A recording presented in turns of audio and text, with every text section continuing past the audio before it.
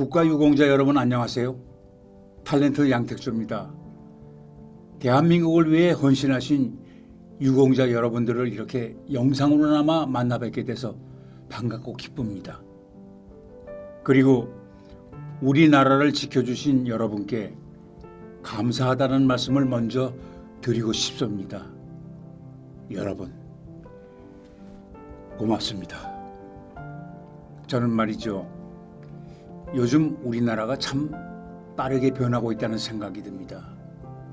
옛날에는 10년에 한 번 변했다던 강산이 요즘은 하룻밤만 지나면 바뀌는 것 같습니다. 그동안 우리 대한민국에 어떤 점들이 달라졌나 살펴보면요, 옛날보다 의학기술이 발달해서 더 건강하고 오래 살 수 있게 됐고요, 밥 먹고 살기도 참 좋아진 것 같습니다. 하지만 우리 같은 노인들에겐 세상의 변화가 마냥 좋기만 한 건 아닙니다. 너무 빠르게 달라지다 보니까 적응하기가 영 어려운 것들도 많이 생겼기 때문이죠. 요즘은 스마트폰이나 인터넷을 모르면 손해보는 세상이라고도 하죠. 그러면 기술만 변했느냐? 아닙니다. 세상살이도 참 많이 달라졌습니다. 젊은 사람들의 생각과 문화도 우리 때와는 천지 차이입니다. 그러다 보니 우리같이 나이 든 사람들 입장에서 보면은 이해가 안 가거나 서운한 일도 종종 생깁니다. 하지만 요즘 같은 100세 시대에 내가 이해하기 어렵다고 세상과 동떨어져서 살 수는 없는 노릇 아닙니까? 또 우리 나이쯤 되면은 세상을 이해하고 유연하게 받아들이는 것도 삶의 지혜겠죠. 여러분 생각은 어떠십니까?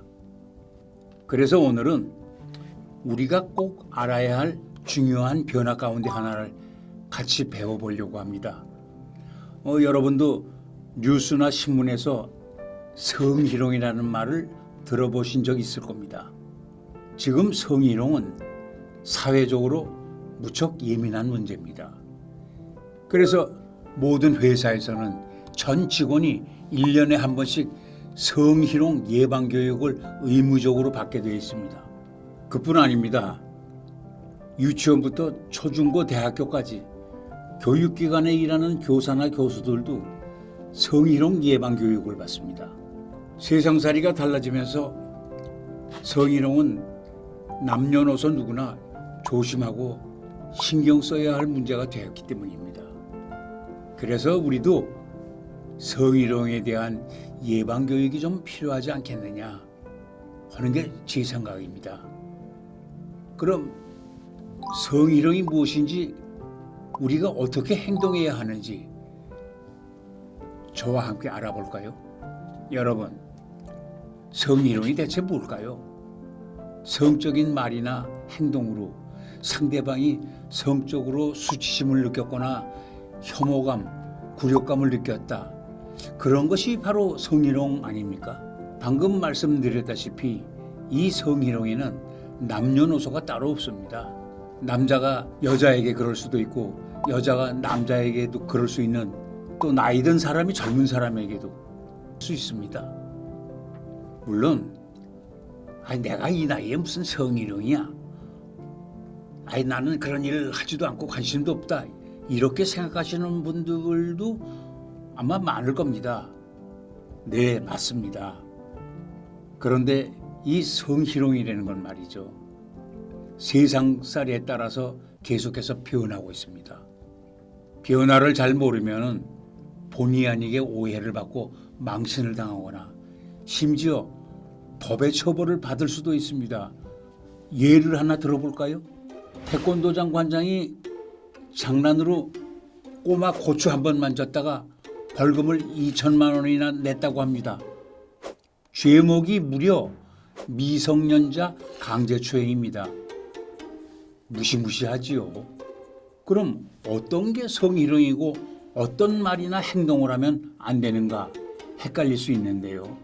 지금부터 제가 몇 가지 예를 들어 드리겠습니다. 보시면서 어떤 게 성희롱인지 아닌지 한번 맞춰보실까요? 이야, 맨날 남자들끼리 먹다가 미쓰리가 같이 오니까 회식 자리 분위기가 확 달라지네. 네, 맞습니다. 에이, 한 잔 따라봐. 역시 술은 여자가 따라야 제맛이지. 자, 이제 다들 일어날까? 식사 맛있게 드셨어요? 또 오세요. 그래. 근데 자세히 보니까 어휴, 얼굴도 예쁘고 몸매도 좋네. 아휴. 와, 김대리 장단지 장난 아닌데? 남자는 역시 하체가 튼실해야지.